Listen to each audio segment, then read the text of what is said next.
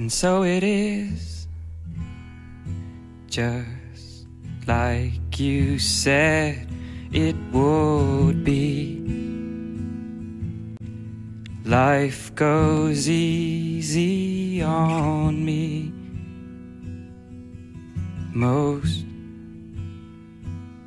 of the time.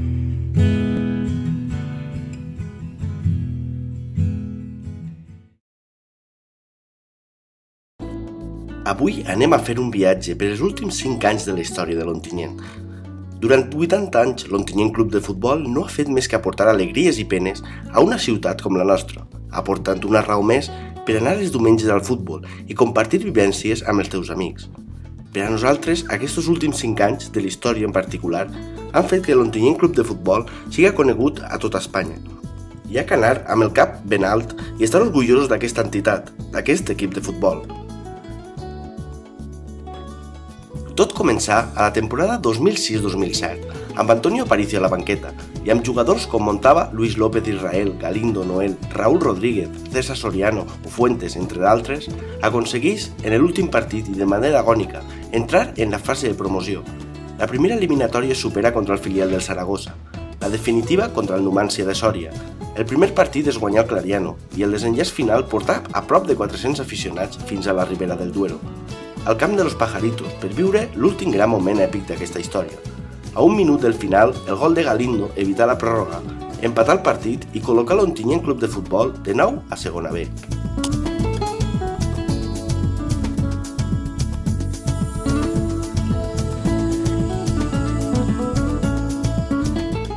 El següent any a segona B, l'Ontinyent Club de Futbol aconsegueix l'objectiu de la temporada, que no era altre que el de mantenir la categoria de segona B, i de forma brillant ja quasi ens classifiquem per a la Copa del Rei. En la temporada 2008-2009 aplegà la consolidació de l'equip a segona B i s'aconsegueix la classificació per jugar la Copa del Rei, tot un repte per un equip modest com l'Ontinyent, que des de les temporades dels anys 60 i 70 no estava entre els grans. A l'any següent hi havia un poc d'eufòria continguda per els resultats de l'any passat de l'Ontinyent i per jugar la Copa del Rei. Van anar passant rondes i l'Ontinyent va plegar a l'eliminatòria clau que es tenia que jugar al Clariano contra la Cultural leonesa. El partit va començar bé per als de casa, ja que dominaven el joc i la Cultural no creava ocasions de perill.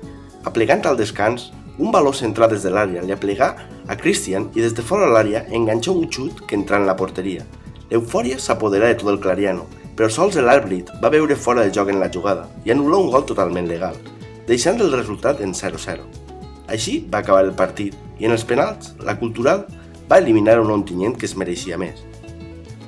Després de l'eliminació del Copa, l'Ontinyent es centrà en la Lliga i gràcies a una segona volta d'ensomni es va aconseguir algo que des de la temporada 1966-68 no s'aconseguia i no era altra que jugar una promoció d'ascens a segona divisió, que es va aconseguir tal dia com el 25 d'abril de 2010 contra el Gavà en el Clariano.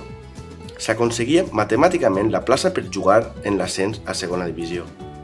La primera eliminatòria es jugà contra Guadalajara, jugant el primer partit al Clariano.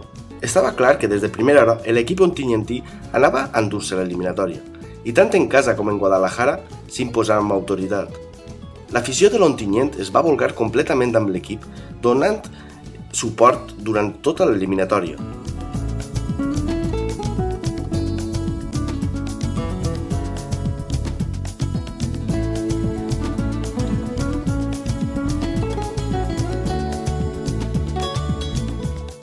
La segona eliminatòria no seria tan fàcil com la primera.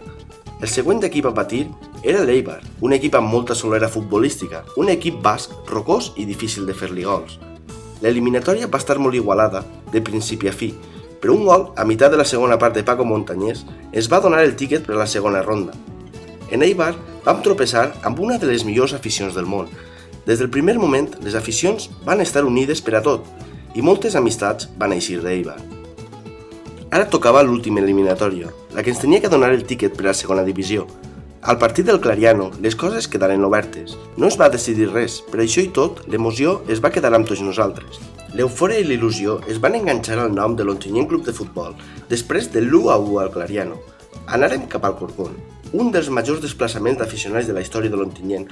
Anàrem a animar al seu equip. En la primera part, tot es va ficar de cara, 2-0, i l'eliminatòria encarrilada. res donava a suposar que en la segona part anava a produir-se un dels majors robos de la història. Va començar la segona part i l'àrbit ja apuntava maneres, pitant tots els faltes de l'Ontinyent. El Alcorcón redueix distàncies i marca el 2-2.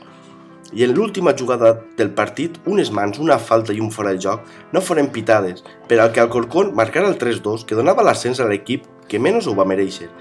Però com molts entesos del futbol diuen, el futbol és així, i deixar a un dels millors equips de la història de l'Ontinyent sense el somni de la segona divisió.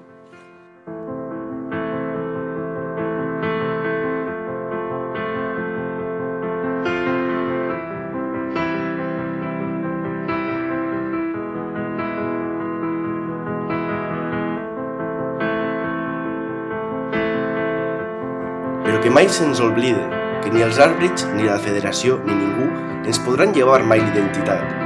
I a una veu cridarem, és orgull, és passió, és sentiment.